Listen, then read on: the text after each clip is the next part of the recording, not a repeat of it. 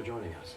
The Gulf of Mexico has a troubled past with pollution, particularly since the Deepwater Horizon spill in 2010, when 4.9 million barrels of oil are estimated to have leaked into its waters.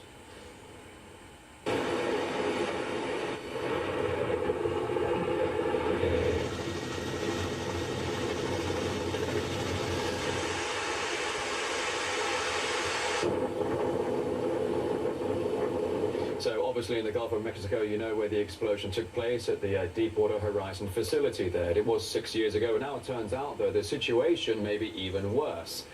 Have a look at these. All these red spots indicate offshore fracking wells.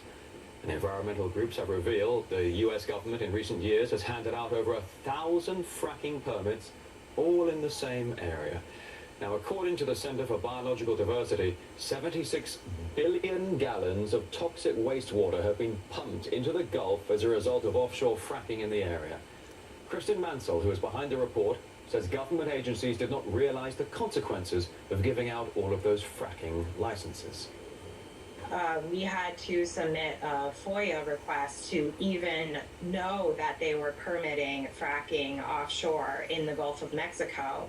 And one of the most startling things was that the agencies didn't even know it was happening. They didn't even know what they were allowing, and they certainly weren't tracking the practice at all. In fact, it took our FOIA request and the agency going through all of its well records for them to even know how many frack jobs they had permitted. They did so without conducting any real environmental analysis or any analysis on the impacts to threatened and endangered species, and without involving the public, and that's just unacceptable. Offshore fracking is an inherently dangerous practice that has absolutely no place in fragile ocean ecosystems. The wastewater that leaked into the Gulf as a result of fracking contains chemicals that cause irreversible damage to ecosystems. Many marine species die or suffer genetic mutations. And the pollution also affects coastal communities, increasing the risk of cancer among residents. Kristen Mansell confirms offshore fracking waste contains extremely hazardous materials.